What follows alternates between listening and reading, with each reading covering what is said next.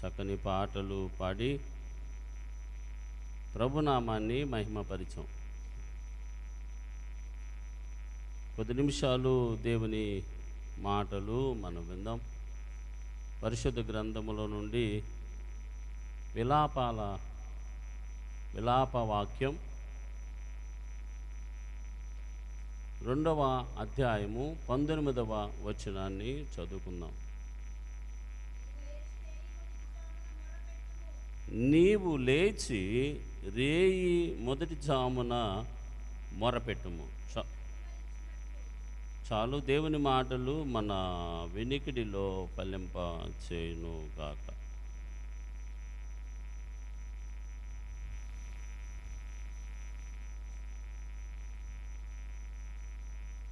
ఈ లేఖనం చాలా విలువైనటువంటి లేఖన భాగం.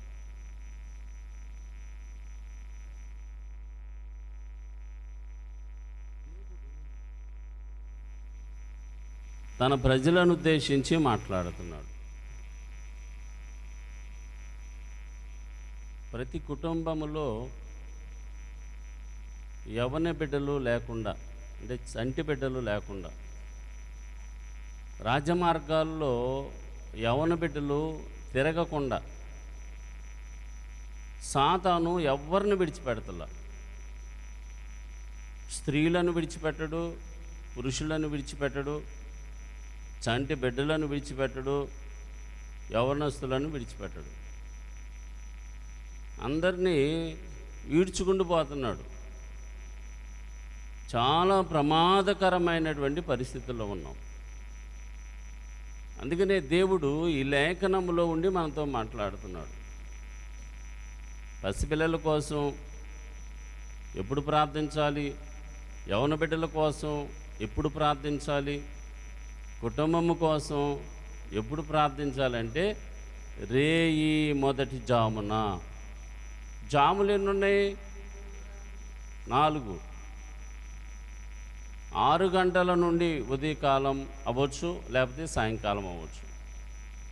సాయంకాలం 6 గంటల నుండి 9 గంటల వరకు ఒక జాము, 9 గంటల నుండి 12 గంటల వరకు ఒక జాము, అంటే అప్పుడు 2వ జాము. 12 గంటల నుంచి 3 గంటల వరకు ఒక జాము, అంటే 3వ జాము. 3 గంటల నుంచి మరలా 6 గంటల వరకు ఒక జాము, అంటే 4 జాములు. ఇక్కడ దేవుడు ఏ రీతిగా మాట్లాడుతున్నాడంటే, రేయి మొదటి జామును లేచి నీ పసిపిల్లల ప్రాణము కొరకు నీ చేతులు ఆయన తట్టెత్తి ప్రార్థించమన్నాడు. ప్రతి కుటుంబంలో తల్లిదండ్రులు పిల్లల కోసం వారి అవసరాలు తీర్చాలని తపన పడిపోతూ ఉంటారు. వారిని పెంచాలని, వారు ఎదగాలని, అనేకులు ఆశీర్వాదకరంగా ఉండాలని ఆశపడుతూ ఉంటారు. ప్రతి ఒక్కరూ పిల్లల విషయమై బాధ్యతను వహిస్తూ ఉంటారు. చాలా సంతోషం. అంతకంటే ఎక్కువ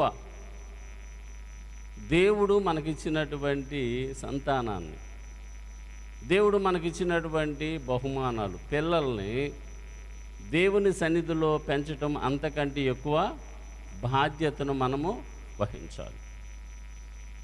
ఒకవేళ తల్లిదండ్రులు పిల్లల కోసం ప్రార్థన చేస్తున్నట్లయితే మీ పిల్లలు చాలా అదృష్టవంతులని చెప్పాలి. ఇప్పుడు పెద్దమ్మగారు పెద్దయ్య గారి గురించి చెప్తాం. వారు ప్రార్థన చేయమంటే ఇదిగో మేము క్షేమకరంగా ఉన్నాం, మేము మా పిల్లలు. వారు లేనప్పటికీ దేవుడు వారితో చేసినటువంటి వాగ్దానం, లేకపోతే ప్రమాణం, లేకపోతే నిబంధన దేవుడు మన పట్ల స్థిరపరుస్తాడని అనేక మార్లు చెప్పారు. అందుకని తల్లిదండ్రులు రేయి మొదటి జామునే లేచి మన పసిపిల్లల కోసం, యవ్వన బిడ్డల కోసం, లేకపోతే పురుషుల కోసం, కుటుంబం కోసం ప్రార్థన చేయవలసినటువంటి అవసరత ఉంది. లేకపోతే ఏం జరిగిద్ది అంటే భద్రత ఉండదు, కాపుదల ఉండదు, కుటుంబాలు క్షీణించిపోతాయి. విచ్ఛిన్నమైపోతూ ఉంటాయి. లేఖనాలన్నీ మనం గమనించగలిగితే అనేకమైనటువంటి అనుభవాలు. చంటి బిడ్డలు చనిపోతూ ఉంటారు ప్రార్థన లేనప్పుడు, కాపుదల లేనప్పుడు. పుట్టినది మొదలుకొని మరలా ప్రభు పిలిచేంత వరకు సాతాను ప్రతి కుటుంబాన్ని జల్లిడ పడుతున్నాడు. అందుకని మనం ఏం చేయాలి? తల్లి ఏం చేయాలి? తండ్రి ఏం చేయాలి? స్త్రీలు ఏం చేయాలి అంటే ప్రార్థన చేయాలి. ప్రార్థన చాలా ప్రాముఖ్యమైనది. ఒక ఎన్నెముక లాంటిది. ప్రార్థనే ఆయుధం, సాధనం. సాతాను సంబంధించినటువంటి ప్రాకారాలన్నీ కూల్చబడతాయి. తల్లి ప్రార్థన చేయకపోతే కుటుంబానికి కాపుదల ఉండదు, భద్రత ఉండదు.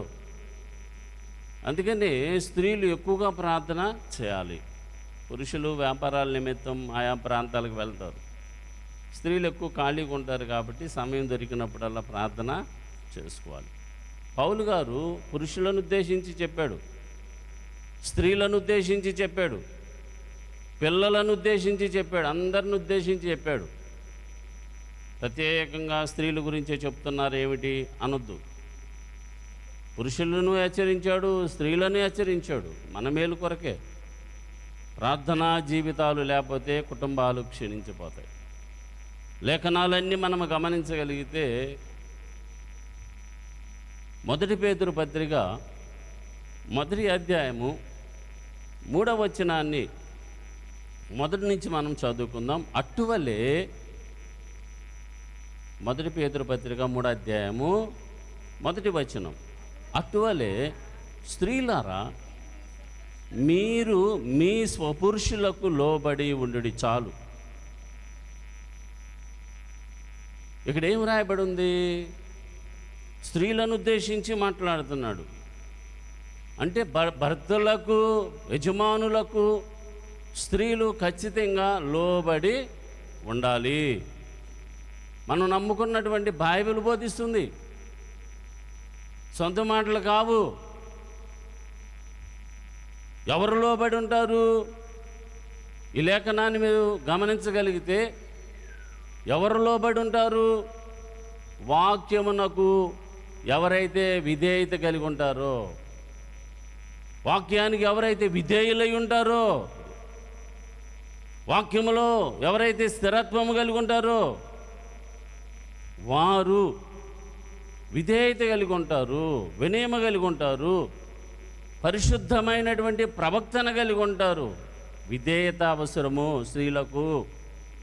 స్త్రీలకు విధేయత అవసరం, స్త్రీలకు వినయం అవసరం, స్త్రీలకు పరిశుద్ధమైనటువంటి ప్రవక్తన అవసరం. పరిశుద్ధమైన ప్రవక్తన నా సొంత మాటలు కాదు, ఈ లేఖనంలో రాయబడి ఉన్నాయి. అంతేకాదు పరిశుద్ధమైన ప్రవక్తన కాదు, సాధువైనటియు మృదువైనటియు సరేండి స్వభావము లేకపోతే గుణలక్షణాలు కలిగి ఉండాలి. సాధువైనటియు మృదువైనటియు. చిన్నపిల్లలు మొదలుకొని పెద్దవారు వరకు స్త్రీలను కదిలించడానికి అసలు వీలు లేకుండా పోయింది. ఊరుకోట్ల. ఎలా ఉండాలి? సాధు, మృదువుగా, సున్నితంగా ఉండాలి. అలా కనపడతలేదు అంటే ఏంటి? వినయము మనలో లేదు, లేకపోతే వాక్యమునకు విధేయులుగా మనం జీవించట్లేదు, పరిశుద్ధులుగా మనం జీవిస్తున్నాం. అది లేకపోతే సంఘములో చేర్చబడినట్లుగా ఉన్నాం, దేవునిని ఆశ్రయించినటువంటి స్త్రీలాగున్నాం. కానీ బైబిల్కి స్త్రీలకు చాలా వ్యత్యాసం ఉంది. అందుకనే పేతురు గారు ఇంత చక్కగా వివరించాడు. దేవుని పిల్లలు ఎలా ఉండాలి? దేవునిని ఆశ్రయించినటువంటి స్త్రీలు ఎలా ఉండాలి? ఇలా రాశాడు. విధేయత కలిగి ఉండాలని, పరిశుద్ధమైనటువంటి ప్రవక్తన కలిగి ఉండాలని, సాధువైనటియు మృదువైనటియు. ఒకసారి ఇప్పటం గ్రామంలో మీటింగ్స్ జరుగుతున్నాయి, సభలో. పెద్దయ్య గారు, వసంతరావు గారు కొంతమంది వెళ్ళారు. అందరు చర్చిలో ఉన్నారు. పెద్దయ్య గారు, వసంతరావు గారు, కొంతమంది దేవపాలు వీళ్ళంతా అలాగనే బయట కూర్చున్నారు. ఆ ఊరి అల్లుడు అంట, కొత్త అల్లుడు, దారి తెలియదు పాపం. ఆ చర్చి రోడ్డుకి ఎదురు ఉంటుంది, రోడ్డు పోట అంటారే అట్ట. తెలీదు. ఆ మీటింగ్ కనపడుతుంది, లైట్లు కనపడుతున్నాయి, చైర్స్ వేసి ఉన్నాయి, కుర్చీలు వేసి ఉన్నాయి, అది కూర్చున్నారు జనం అనుకోవాలా. రోడ్డు అది అనుకుని బర్రని వచ్చేసాడు. అప్పుడే పాటలు అయిపోయినాయి, మా డాడీ చర్చిలోకి వెళ్ళాడు అంతే, లేకపోతే చనిపోయాడు. ఈ జానకరాజు గారు, దేవపాలు, కథ వసంతరావు గారు ఇలా కొంచెం లేచే ఓపుకుంది కాబట్టి ఏదో కారు ఇటే వస్తున్నట్టు ఉందని గబగబా లేచారు అంతే. వాడు వచ్చాడు, నీళ్ల తొట్టిని గుద్దేశాడు, టీవీఎస్ ఒకటి నలిగిపోయింది, తొట్టి పగిలిపోయింది, ఒక 50 కుర్చీలు ఇరిగిపోయినాయి, కారు ఆగిపోయింది. అప్పుడు వాళ్ళందరూ ఏమనాలి, ఏరమ్మ గారు వాళ్ళంతా తిడుతున్నారంట. వసంతరావు గారు అంటున్నాడు, అయ్యా బ్రేకులు పడలేదా, సర్లే పో అన్నాడు. ఎవరన్నా ఊరుకుంటారా? అరే బైక్ పాడైపోయింది, తొట్టి పగిలిపోయింది, 50 కుర్చీలు పోయినాయి. అసలు పెద్దయ్య గారు చనిపోయేవాడు, అప్పుడు ఏం చేయాలి? 2 వాయించాలి కదా. వసంతరావు గారు అన్నాడు, అయ్యా అంతేననేది, అయ్యా బ్రేకులు పడలేదా, సర్లే పో పో అంటే ఏం కనపడుతుంది ఇక్కడ? మృదువాత్వం. మనం మాట్లాడొచ్చా మాట్లాడకూడదా, ఉండొచ్చా ఉండకూడదా, చెయ్యొచ్చా చేయకూడదా, చూడొచ్చా చూడకూడదా, లోపడాలి అసలు లోపడకూడదా, భయపడొచ్చా భయపడకూడదా, విషయాలన్నీ పరిశుద్ధాత్ముడు పొందుపరిచాడు. స్త్రీలను ఉద్దేశించి చెప్పాడు, పురుషులను ఉద్దేశించి చెప్పాడు, యవన బిడ్డలను ఉద్దేశించి చెప్పాడు, అనేకమైనటువంటి అనుభవాలు. కానీ ఇక్కడ ఎవరైతే వాక్యమునకు లోబడి ఉంటారో, స్థిరత్వం కలిగి ఉంటారో, వాక్యానికి విధేయులై ఉంటారో, వారు పరిశుద్ధమైనటువంటి ప్రవక్తన కలిగి మృదువైనటియు సాధువైనటియు ఆ గుణలక్షణాలు కలిగి యజమానికి లోబడతారు. ఈ రోజున యజమానికి లోబడతలేదు అంటే వీరు వాక్యములో స్థిరత్వం లేదు, వాక్యమునకు విధేయులుగా బ్రతకట్లేదని దీనిని బట్టి మీరు అర్థం చేసుకోవచ్చు. సరే, అవిధేయులు ఎవరు? అది కూడా రాశాడు, ఇక్కడే రాయబడి ఉంది, తర్వాత చదువుకోండి. అవిధేయులు ఎలా ఉంటారు అంటే ఇక్కడ ఏం రాశాడు తెలుసా? ఎలా ఉంటారో 3వ వచనములో ఉంటుంది. జడలు అల్లుకొనుటయు, బంగారు నగలు పెట్టుకొనుటయు, వస్త్రములు ధరించుకొనుటయు, అమ్మా విలువైన వస్త్రములు ధరించుకొనుటయు అని కూడా రాశాడు. వస్త్రాలు కాదు, విలువైన వస్త్రాలు. అలా తర్వాత ఏం రాశాడు? వెలుపట అలంకారములు మీకు అలంకారములుగా ఉండక సాధువైనటియు మృదువైనటియునైనా గుణమును అక్షయో అలంకారము గల. చూడండి, అనేకమైనటువంటి అనుభవాలు ఇక్కడ పేతురు గారి ద్వారా మనం చూస్తున్నాం. కొంతమందిని చూస్తుంటే దెయ్యాలే భయపడతాయేమనుకుంటా. ఇదివరకు స్త్రీలు, చిన్నపిల్లలు లేదా బయటకు వెళ్ళేటప్పుడు చాలా జాగ్రత్తగా వెళ్ళేవాళ్ళు. ఒక దైవజనుడిగా, ఒక తండ్రిగా, ఒక కాపరిగా చెప్తున్నా, చీకట్లు పడటానికి ఇది ప్రధాన కారణం. ఎందుకంటే చాలా గొప్ప గొప్ప పెద్ద పెద్ద శక్తులు అనబడిన శక్తులను వదిలేస్తాను కాబట్టి చెప్తున్నా. పడటానికి, చీకటి ఆవరించడానికి ఇది ప్రధాన కారణం. కనీసం బయటికి వెళ్ళేటప్పుడు కొంచెం కొబ్బరి నూనె అన్న ఏసురాత్మ అటుగా అట్ట బొట్టులాగా కదా. హిందువులు కొంచెం అలా బొట్టు పెట్టుకొని వెళ్తారే, అట్లా కనీసం కొంచెం అంత కొబ్బరి నూనె అలాగున తల మీద అనుకొని వెళ్ళాలి. నేను ప్రత్యేకంగా విమర్శగా ఇది మీ మేలు కోరి చెప్తున్నా. ఒక చీకటి అలుంపుంది అంటే దానిని వదిలించుకోలేక శతవిధాల ప్రయత్నం చేయాలి. బయటకు వెళ్ళేటప్పుడు ఖచ్చితంగా చాలా వదిగి ఉండాలి. ఇప్పటం నుంచి దాదాపు 10 కుటుంబాలు మన దగ్గరకు వచ్చేవారు. ఇప్పటం సాంబే గారు, అలివేలమ్మ గారు, ఈరమ్మ గారు, తర్వాత అలాగని పాపారావు గారి ఫ్యామిలీ, ఇలాగ. ఒక ఆవిడికి చీకటి పెట్టింది. ఎలా పట్టింది తెలుసా? వాళ్ళ ఆయన పాలు అమ్ముకుంటాడు. బల్లకట్టు మునిగిపోయి 75 మంది చనిపోయారు ఇప్పటంలో, వడ్డేశ్వరంలో. తర్వాత వంతెనేసారు. పాలు అమ్ముకొని నైట్ 12ంటికో పల్లెటూరులు అమ్మి 11, 12ంటికి వస్తున్నాడు వంతెన మీద. వచ్చేసినాయి, వెంట వచ్చేసినాయి. మనోళ్ళు ఆయా ప్రాంతాలకు వెళ్ళండి వద్దంటలా. ఇంటికి వచ్చిన తర్వాత డైరెక్ట్గా మీదేలే ఇల్లు, వెళ్ళకూడదు. కాసేపు అలా బయట నుంచి 2 నిమిషాలు కాళ్ళు కడుక్కొని కనీసం ఆయన నామాన్ని అలా స్మరించుకొని ఇంట్లో పోండి. డైరెక్ట్గా సమాధుల్లోకి వెళ్ళండి వద్దంటలా. భూస్థాపన కార్యక్రమాలకు వెళ్ళాలి, చివరి చూపులు కదా, మళ్ళీ కనపడరు. డైరెక్ట్గా వచ్చేసేయకూడదు. మనం నమ్ముకున్న బైబిల్ పాత నిబంధన గ్రంథంలో చక్కగా చెప్పాడు. అసలు ఆ బట్టలు ఇంట్లోకి రాకూడదు, ఒంటి మీద ఉన్న బట్టలు అక్కడే. నేను కూడా చెప్తా, అమ్మగారికి ప్రత్యేకంగా చెప్పి వెళ్తా. నేను రాకముందే అది వాష్రూములు ఇలా పెట్టండి, ఇంట్లో కాదు. ఇంట్లో అందరికి ఉన్నాయి. కాళ్ళు కడుక్కొని 2 నిమిషాలు అలా కూర్చొని అప్పుడు ఇంట్లోకి వెళ్ళాలి. నువ్వు బాగానే ఉంటావు, స్త్రీలు శోధించబడతారు. మీరు బాగానే ఉంటారు, పురుషులు. చిన్నపిల్లలు శోధించబడుతూ ఉంటారు. ఏమైందంటే పాపం ఆయన అమ్మడబడి 75 వచ్చేసినాయి. ఆవిడలో పెట్టేసింది, వెళ్ళిపోయింది. తెలియదు పాపం. ఏదో వ్యాధి అనుకున్నారు, గర్భిణీ స్త్రీలాగా అయిపోయింది. హాస్పిటల్ చుట్టూ తిప్పారు, ఆపరేషన్ చేయాలన్నారు, చేయకపోతే చనిపోయింది అన్నారు. పాపం ఆమె స్వార్థమ్మ గారు, వారి బాబు యశుప్రభుని నమ్ముకోరా, చర్చికి ఒకసారి రండి తీసుకురా అని ఆయన పాపారావు గారు అనుకుంటా చెప్తే పాపం వాళ్ళు ఇచ్చారు. ఎట్లాగా ఆదివారం అందరూ పాటలు పాడుతుంటే చీకటి బయటపడింది. వీళ్ళంతా పరిశుద్ధులు. నేను ఇక్కడ ఉండలేను, నేను వెళ్ళిపోతా, నా ఒళ్ళు కాలిపోతుంది అంటున్నారు. ఎవరు ప్రార్థన చేయాల, పాటలు పాడుతుంటేనే పోయింది, పరిగెత్తింది. ఆ పోవటం తెల్లారి తీసుకెళ్ళి హాస్పిటల్లో చూపిస్తే గర్భవతిలాగుంది. ఏమైపోయిందో తెలియదు ఆ కడుపు. ఇప్పటికే బతిగా ఉంది. నేను చెప్పేది 35 సంవత్సరాల క్రితం, 35 సంవత్సరాల పైనే.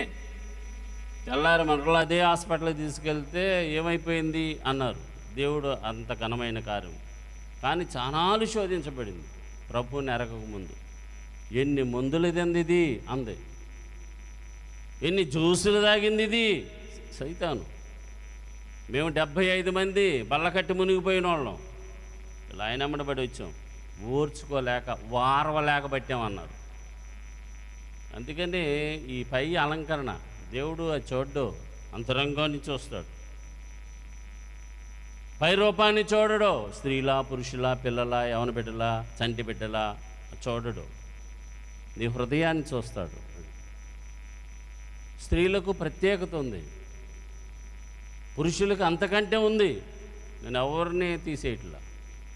కాబట్టి కుటుంబ వ్యవస్థ చాలా విలువైనది, ప్రధానమైనది. ప్రతి తల్లి పైన, ప్రతి స్త్రీ పైన దేవుడు బాధ్యతను పెట్టాడు. భారం అనుకోకూడదు, కర్మ అనుకోకూడదు. దేవుడు చక్కని ఫ్యామిలీ ఇచ్చినప్పుడు, సంతానం ఇచ్చినప్పుడు, మనం కలిగి ఉన్న యావదాస్తిని బట్టి దేవుని సన్నిధిలో మనం స్తుతించాలి. రేయి మొదటి జామున. తర్వాత ఇలాగున 3లో ఏం రాయబడి ఉందంటే జడలైనను అని ఉంది కదా. బంగారం కూడా తక్కువే, తగు మాత్రం. వస్త్రాలు తగు మాత్రం. మన భారతదేశ సాంప్రదాయం అంటే ఏదో జడలు వేసుకోండి. జడల్లో కూడా చూడండి ఎన్ని రకాలు. అది విమర్శించుకుంటున్నారేమో, మీకే నష్టం నేను చెప్పేది. కొంతమంది ఎంత ఘోరంగా ఉంటారో. యజమానని భయం ఉండదు, ఒక సేవకుడని భయం ఉండదు, ఒక పెద్దలని భయం ఉండదు. కొంతమంది విడ్డూరంగా కుర్చీలో కాలు మీద కాలు వేసుకొని కూర్చుంటారు. అంటే వీళ్ళెవరు అంటే దేవునిని ఆశ్రయించిన ప్రజల్లాగా ఉంటారన్నమాట స్త్రీలు. దేవునిని ఆశ్రయించిన స్త్రీలాగా ఉన్నారు, కానీ వీరిలో ఏమి లేదు, విధేయత లేదు అని అర్థం. పైకి మాత్రం పరిశుద్ధమైన స్త్రీలు అన్నట్లుగా. దేవునిని ఆశ్రయించిన స్త్రీలు, మేము స్త్రీలం, దేవునిని ఆశ్రయించాం అన్నట్లుగా ఉన్నారు, కానీ వీరిలో కొంచెం కూడా విధేయత కనపడదు, వినయము కనపడదు, పరిశుద్ధమైనటువంటి జీవితం అంతకంటే కనబడదు. తర్వాత మనం ఇలాగునే గమనించగలిగితే వారిలో ఆ మృదువత్వము కనపడదు. మనలో ఉన్న బలహీనతలు నేను చెప్తాను, 42 ఉన్నాయి. 42 విడిచిపెట్టాలి, లేకపోతే మనలను మనమే మోసగించుకుంటున్నట్లు. కానీ ఇక్కడ దేవునిని ఆశ్రయించిన స్త్రీలు ఎలా ఉంటారు? పరిశుద్ధులుగా పిలువబడుతున్నటువంటి స్త్రీలు ఎలా ఉంటారంటే యజమానికి లోబడి ఉంటారు. దేవుని స్తోత్రం చెప్దాం. దేవునిని ఆశ్రయించవా? పరిశుద్ధురాలువా? సంఘములో చేర్చబడ్డావా? పవిత్రమైన జీవితాన్ని జీవిస్తున్నావా కదా? వాక్యానికి విధేయురాలుగా ఉంటున్నావా? అట్లయితే ఖచ్చితంగా నువ్వు యజమానికి లోబడి ఉంటావు. ఒకవేళ ఒక్క కారణం, యజమానికి లోబడక, భయపడక, వినయం లేకుండా, విధేయత లేకుండా ఉంటున్నట్లయితే దేవునిని ఆశ్రయించినట్లుగా కనపడుతున్నావు, కానీ నిన్ను నీవే మోసగించుకుంటున్నావు. ఈ రీతిగా అనేకమైనటువంటి అనుభవాలు. శారాని గురించి చెప్పాడు, మన తల్లి, అబ్రహాము భార్య. అబ్రహాము గారిని ఏమని పిలిచాడు? ఈ మధ్యకాలంలో పాస్టర్ గారు శారా అంటే ఏంటండి అనాలి కదా, పోరా అంటున్నట్ట. శారా అని పిలిస్తే పోరా అంటుందంట. శారా అలా పిలవలేదు మన తల్లి, నా యజమానుడు. అబ్బా, అంతేనా? యజమానుడని పిలవటం కాదు, లోబడినట్లుగా ఉంది లేఖనములో. ఎవరికి? భర్తకి, అబ్రహాం గారికి. మన తల్లి అయిన శారా ఎవరికి లోబడింది? అది సంతోష్ కుమార్ అనుకో, రే సంతోష్ ఎక్కడున్నావు? సంతు అంట, సంతోష్ కూడా కాదు, రే అంట. ఎక్కడున్నాం మనం? యజమాని నీ శిరస్సు, రే సంతు అంట, రే సంతు అంట. సంతోష్ కుమార్ లేదా బంగారమా అని పిలు.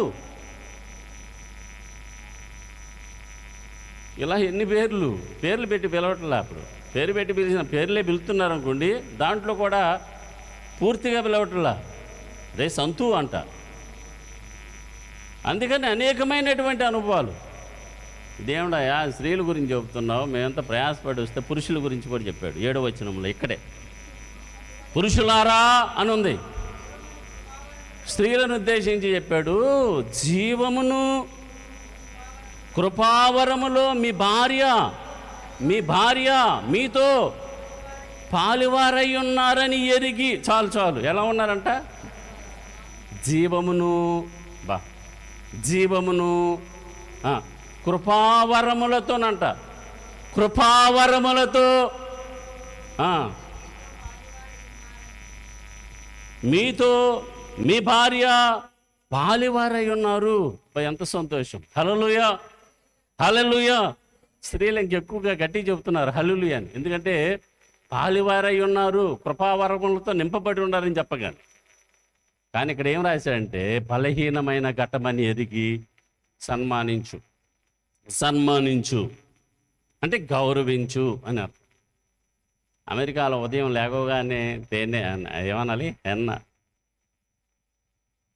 హనీ అనాలంట, తేనె అని పిలవాలంట, లేకపోతే కేసు అంట. కానీ ఇక్కడ చూడండి, సన్మానించమని చెబుతున్నాడు, అంటే గౌరవించమని చెప్తున్నాడు, మర్యాదించమని చెప్తున్నాడు. మర్యాదించాలా? చాలా సంతోషం. మర్యాదించకపోతే ఏమైపోతుంది? తారుమారైపోయింది. ఇక్కడ ఈ లేఖనం ఏం తెలియజేస్తుంది తెలుసా? మీ ప్రార్థనా జీవితానికి అభ్యంతరము కలుగకుండా జ్ఞానము చొప్పున, అయ్యా పురుషులారా చెప్తున్నా,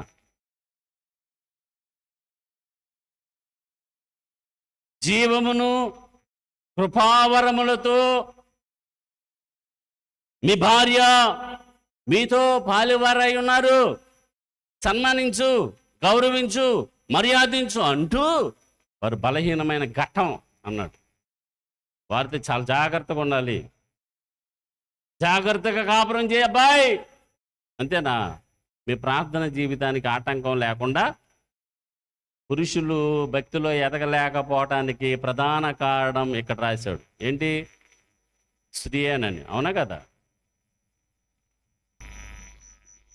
ప్రతి శనివారం పురుషులందరినీ గ్యాదర్ చేస్తాకి వెళ్ళేవాడిని. ఇప్పుడు కాదండి, అప్పుడు. ఇంటికి వెళ్తే ఓ సిస్టర్ అంది, అన్నాయ్ మేము ఇవాళ రాము చర్చికి, శనివారం రాకపోతే మానుకో. అప్పుడు ఏమైపోతారంటే సహవాసానికి దూరం అయిపోయి మరలా లోకంలో కలిసిపోయి మనకున్న అలవాట్లన్నీ యథావిధిగా మరలా వచ్చేస్తాయి హృదయంలోకి. గతంలో సిగరెట్ తాగేవాడనుకో సిగరెట్ తాగుతాడు, మందు తాగేవాడనుకో మందు తాగుతాడు, గంజాయి తాగేవాడనుకో గంజాయి తాగుతాడు. ఇంకా లోకంలో ఏ అలవాట్లు ఉన్నాయి వచ్చేస్తాయి. వారం అంతా ఇంట్లోనే కదా, ఆదివారం, సోమవారం, మంగళవారం, బుధవారం, గురువారం, శుక్రవారం, శనివారం రాత్రి వచ్చి ఇంట్లో చర్చిలో ఒక రోజు గడిపితే ఎంత బాగుంటుంది. మనలో ఉన్న చీకట పోతుంది, చీకట క్రియలు లయపరచబడతాయి. తర్వాత ఏమయ్యారు అంటే అది రాలా, అలా అలా అలా అలా అలా.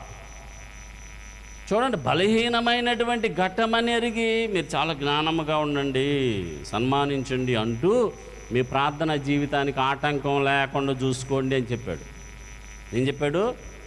ప్రార్థన జీవితానికి ఎవరు చెప్పాడు? పురుషులకి చెప్పాడు. ప్రార్థన చేసుకోవాలి, చేయనివ్వరు. బైబిల్ చదువుకోవాలి, చదువుకోనివ్వరు. ఎదగాలి, ఎదగనివ్వరు. బలపడాలి, బలపడనివ్వరు. కారణం ఏమిటి అంటే చూడండి, జీవమును కృపావరములతో మీ భార్య మీతో పాలివారై ఉన్నారు, సన్మానించు, గౌరవించు అంటూ చాలా జాగ్రత్తగా ఉండు అన్నాడు. ఈ రీతిగా అనేకమైనటువంటి అనుభవాలు. ఎఫెసీలకు రాసిన పత్రికలో పౌలు గారు ఎఫెసీ సంఘానికి రాశాడు. 5వ అధ్యాయం 24వ వచనంలో, సంఘము క్రీస్తునకు లోబడినట్లుగా. ఏంటంట? మనమందరము చెప్పండి, క్రీస్తు రక్తంలో కడగబడ్డాం, విమోచించబడ్డాం, లోకం నుంచి వేరుపరచబడ్డాం, ఓ చిన్న సంఘముగా కూడుకున్నాం, దేవుడే స్వరక్తం ఇచ్చి కొనుక్కున్నాడు. ఇప్పుడు మనం అందరం ఏం చేస్తున్నాం అంటే క్రీస్తుకు లోబడుతున్నాం కదా, అవునా కదా? యేసయ్యకి ఎంతమంది లోబడుతున్నారు అంటే అందరూ లోబడుతున్నాం. ఇక్కడ పౌలు గారు అంటున్నాడు, సంఘము క్రీస్తునకు లోబడినట్లుగా భార్యలు కూడా ప్రతి విషయంలో అన్నాడు అని రాయబడింది. ఏంటి? ఒక్క విషయంలో కాదు, ప్రతి విషయములలో తమ పురుషులకు లోబడవలెను. ఎందుకు అంటే సంఘానికి క్రీస్తు శిరస్సు. నీకు ఎవరు శిరస్సు? యజమాని. అది మనము యేసయ్యకి ఎలా లోబడుతున్నామో అదే రీతిగా నీ యజమానికి మీరు లోబడి ఉండాలి ఖచ్చితంగా. తర్వాత కొరింథీ పత్రిక, 1 కొరింథీ పత్రిక 11వ అధ్యాయం 3వ వచనాన్ని మనం గమనించగలిగితే, ప్రతి పురుషునికి చూడండి శిరస్సు క్రీస్తనియు, స్త్రీకి శిరస్సు పురుషుడనియు, క్రీస్తునకు శిరస్సు దేవుడనియు మీరు తెలుసుకోవాలని నేను కోరుచున్నాను అంటున్నాడు భక్త పౌలు. అర్థమైందా? సంఘమునకు శిరస్సు క్రీస్తు అని చెప్పాడు. ఇక్కడ మాత్రం ఏం చెబుతున్నాడు? ప్రతి పురుషులకు శిరస్సు ఎవరంటే క్రీస్తే. తర్వాత ఏం రాశాడు? స్త్రీకి ఎవరు శిరస్సు? పురుషుడు. క్రీస్తునకు శిరస్సు ఎవరు? దేవుడనియు. మనమందరము గమనించాలి, తెలుసుకోవాలని పౌలు గారు ఇక్కడ వేడుకుంటూ ఉన్నాడు. అదే మరలా ఇలాగున అర్థం చేసుకునే స్త్రీలుంటే, భర్తను అర్థం చేసుకొని గౌరవించి మర్యాదించి కొనియాడే స్త్రీలు ఉన్నట్లయితే, ఈ రీతిగా నేను చెప్పినట్లుగా పౌలు గారు చెప్పినట్లుగా వాక్యానుసారంగా వాక్యానికి లోబడి దేవుని ఆశ్రయించిన స్త్రీలు, దేవుని వాక్యమునకు తగినట్లుగా ఉంటే, జ్ఞాని అయిన సొలొమోను గారు అంటాడు, అట్టి వారిని గుణవతి అంటాడు. ఏమంటారు? అదృష్టం అంటాడు, ముత్యం అంటాడు, ముత్యము కంటే అమూల్యమైనది అంటాడు. సామెతల గ్రంథం 31:10 గుణవతి అయిన భార్య దొరకటం అర్ధు. అట్టిది ముత్యముల కంటే అమూల్యమైనది. ఎందుకు అమూల్యమైనది? ఎందుకు శ్రేష్టమైనది? ఎందుకు ముత్యము కంటే శ్రేష్టమైనదిగా చెప్పాడు అంటే కుటుంబ పట్ల బాధ్యతను వహించాలి. చాలా విషయాలు ఇంతకుముందు చెప్పానే. దేవునిని ఆశ్రయించారు, వాక్యమునకు విధేయతగా బ్రతుకుతున్నారు. సాధువైనటియు మృదువైనటియు ఆ గుణ లక్షణాలు మీలో ఉన్నప్పుడు ఇక్కడ సొలొమోన్ అంటాడు, ఏం రాశాడంటే గుణవతి అంటున్నాడు. వీళ్ళు ఎలా ఉంటారు తెలుసా? ఇంకనూ చీకటిగా ఉన్నప్పుడే, అది రాశాడు 15వ వచనంలో ఉందమ్మా. ఆమె చీకటితోనే లేచి అని ఉంటుంది. ఆమె చీకటితోనే లేచి ఎప్పుడు 10 అయినా కూడా కనపడతలా, 9 అయినా కూడా, 10 అయినా కూడా, 11 అయినా కూడా. స్త్రీలు ఎప్పుడు లేకపోవాలి తెలుసా? ఇందాక చెప్పానే మన మూలవాక్యం, వేకువ జామున లేచి ప్రభువా నీ స్తోత్రము నాయన, మంచి భర్తనిచ్చావు నీ స్తోత్రం ప్రభువా, మంచి పిల్లల్నిచ్చావు నీ స్తోత్రం నాయన, మంచి మేము కలిగి ఉన్న యావదాస్తిని బట్టి నీ కొందనాలు, ఆరోగ్యం ఇచ్చావు, బలం ఇచ్చావు, శక్తిని. ఎప్పుడు చేయాలి స్తుతులు? ఎప్పుడు? వేకువ జామున కదా. అందుకే నేను కూడా దావీదు గారు అనుభవాన్ని ఎత్తిపట్టి రాసే పాట. నా ప్రార్థన ధూపము వలెనే నే చేతులెత్తుట, సాయంకాల నైవేద్యము. నా ప్రార్థన ధూపము వలెనే నే చేతులెత్తుట, సాయంకాల. వేకువజామున లేచి స్త్రీలు చేతులెత్తి మంచి భర్తనిచ్చావు ప్రభువా, మంచి వ్యాపారం ఇచ్చావయ్యా, మంచి ఉద్యోగం ఇచ్చావయ్యా, మంచి సంతానం ఇచ్చావయ్యా. మేము పొలం పనులకి వెళ్తున్నాం అన్న వాళ్ళు చేతులు ఎత్తండి. ఒక్కళ్ళు కనపడరు. పుట్టింటి దగ్గర నుంచి ఏమొచ్చారో వచ్చారు, అవునా కదా? ఏమైనా తక్కువ చేశారో చెప్పండి. ప్రభుని అడుగుతాం, ఏంటి నాయన తక్కువ చేసావని. ఎక్కడ ఏమీ తగ్గేదే లేదన్నట్లు, తక్కువే చేయలే దేవుడు. చేశాడా? ఒక పూట పుస్తున్నారా? లేదు. దేనిలో తక్కువ చేయలేదు. అన్ని విషయాల్లో దేవుడు నిన్ను హెచ్చించాడు. ఎలా ఉండాలంటే ఇక్కడ రాశాడు, ఆమె చీకటితోనే లేచి తన ఇంటి వారికి ఏం చేయనంట? భోజనం. తర్వాత ఏం రాశాడు తెలుసా? 30వ వచనానికి వస్తే, యెహోవా యందు భయభక్తులు కలిగినటువంటి స్త్రీ, వాళ్ళు ప్రభు దగ్గరికి వెళ్ళిపోయినా కూడా వారిని జ్ఞాపకం చేసుకుంటూ ఉంటాం. ఇప్పుడు మా అమ్మగారి గురించి పద్దాకలు ఎందుకు జ్ఞాపకం చేసుకుంటున్నాం? ఎందుకు కొనియాడుతున్నాం? ఎందుకు మనం జ్ఞాపకం చేసుకుంటున్నామంటే నా కోసం, మీకోసం, మన కోసం, ప్రతి కుటుంబం కోసం మానక రాత్రంతా అలాగనే ముసుగేసుకొని కూర్చొని ప్రార్థన చేస్తూ ఉండేది. ఎందుకంటే నేను చూశాను, చిన్నప్పటి నుంచి గమనిస్తూ ఉన్నా. ఇప్పుడు లేచిన అలాగున తల్లి బాధ్యత, భారం, వారు చేసిన ప్రార్థనే నేను, మీరు, మనము క్షేమకరంగా ఉన్నాం. హల్లెలూయా. నేను అందుకే చెప్తున్నా, ప్రతి తల్లి చెప్తున్నా, నేను ఎవరిని కించపరచట్లేదు. పరలోకం మీ మధ్య అన్నాడు, మీ మధ్య అన్నాడు ప్రభు. పరలోకం మీ మధ్య అన్నాడు. ఈ రోజున భాషల తారుమారైపోయినట్లుగా నిమ్రోదు బాబేలు గోపురం కడటానికి దేవునికి విరోధంగా తలపెట్టాడు. దేవుడి తారుమారు చేశాడు. కానీ ఇప్పుడు చివరి దినాలు ఎలా ఉన్నాయి తెలుసా? తారుమారుగా ఉన్నాయి. ఒకరినొకరు అర్థం చేసుకోవట్లా. భర్త మంచే చెప్తాడు, అర్థం చేసుకోరు. భార్య మంచే చెప్పిద్ది, అర్థం కాదు. పిల్లలు మంచే చెప్తారు, అర్థం కాదు. తల్లిదండ్రులు పిల్లలకు మంచి విషయాలు చెప్తారు, అర్థం కాదు, అర్థం చేసుకోరు. కారణం ఏంటంటే మన విరోధైనటువంటి అపవాది. ఒకరి భాష ఒకరికి అర్థం కాదు. అందుకని స్త్రీలు ఎలా ఉండాలి? జ్ఞానము కలిగి ఉండాలి. ఎంత తగ్గాలి, ఎంతైనా తగ్గవచ్చు. ఎందుకంటే నీ చేతులారా నీ కుటుంబాన్ని నువ్వు పాడు చేసుకున్నట్లయిపోయింది. దేవుని పిల్లలు, పరిశుద్ధులు, ఏర్పరచబడిన వారు, వాక్యమునకు విధేయులుగా జీవించేవారు మీరు ఎలా ఉండాలంటే ఎంతైనా తగ్గించుకోవచ్చు. ఒకవేళ అవిధేయులుగా ఉంటే ఇక్కడే రాశారు, మీ ఇష్టం. దేవునికి భయపడిన అవసరం లేదు, మనుషులకు భయపడిన అవసరం లేదు. వాక్యానికి విరుద్ధంగా జీవించవచ్చు. వారి అంతం ఏమిటంటే పాతాళం. అంటే వారంతటికి వారిని వారే మోసపరుచుకుంటున్నారు.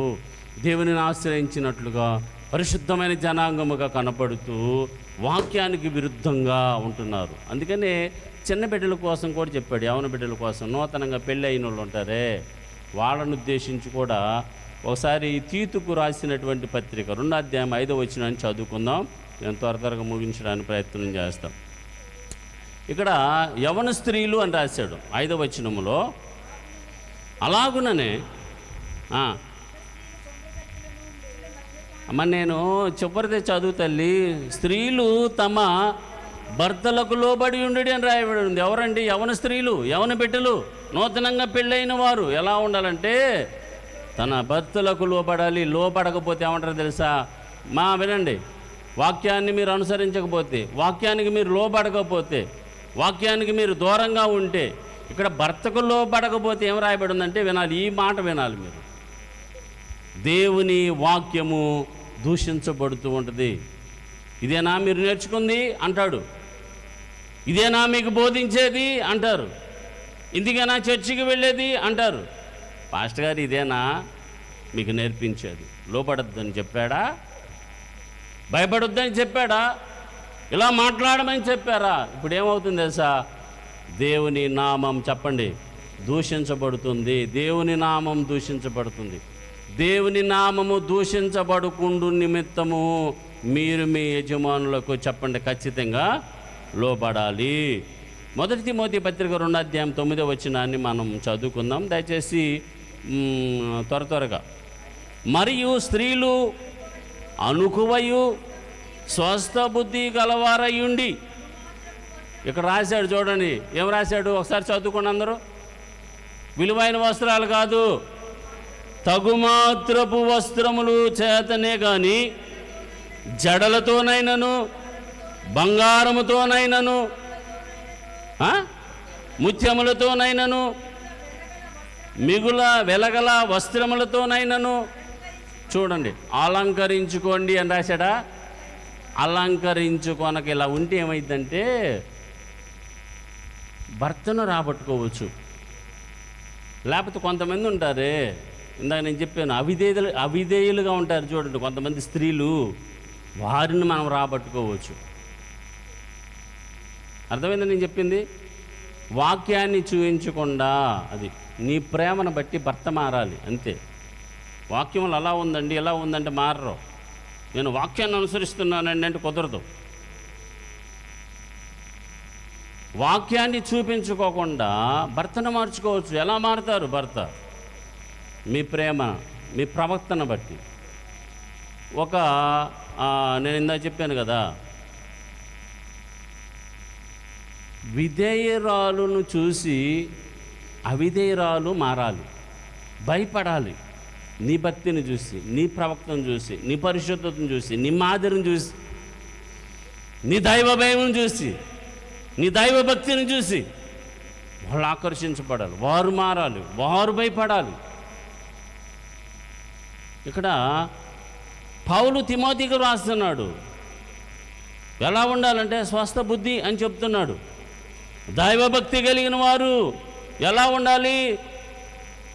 స్వస్థ బుద్ధి గలవారై ఉండాలి. నేను ఇంకా మీకు అర్థమయ్యేటట్టు చెప్పాలంటే, దైవభక్తి కలిగిన స్త్రీలు మీకు అర్థం అవ్వాలంటే విధేయత కలిగి ఉండాలి, ఉంటారు. దైవభక్తి కలిగిన స్త్రీలు, దైవభక్తి కలిగిన స్త్రీలు స్వస్థ బుద్ధి కలిగి ఉంటారు.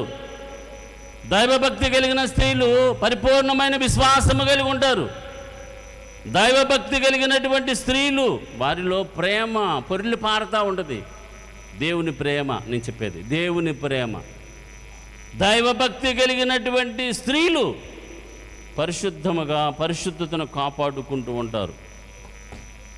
ఒకవేళ అవిధేయులైతే వారిలో ఈ ఉన్నట్లుగా నటిస్తూ ఉంటారు. వారు ఎవరు అంటే అవిధేయులు. మీరందరూ పరిశుద్ధులే, ఏర్పరచబడిన వారు.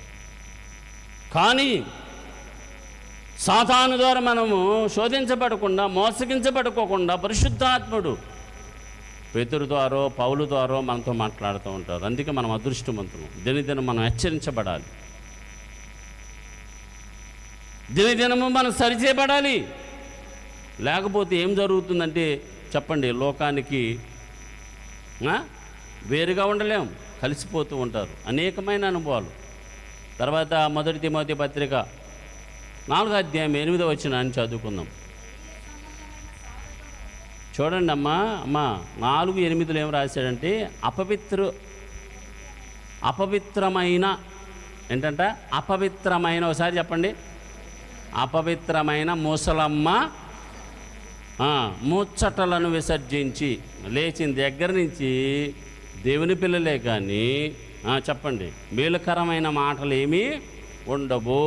ఏముండి అంట, అపవిత్రమైన మాటలు, ముసలమ్మ ముచ్చట్లు అన్నాడు. ఇక్కడ పౌలు రాశాడు, తిమోతికి రాస్తున్నాడు.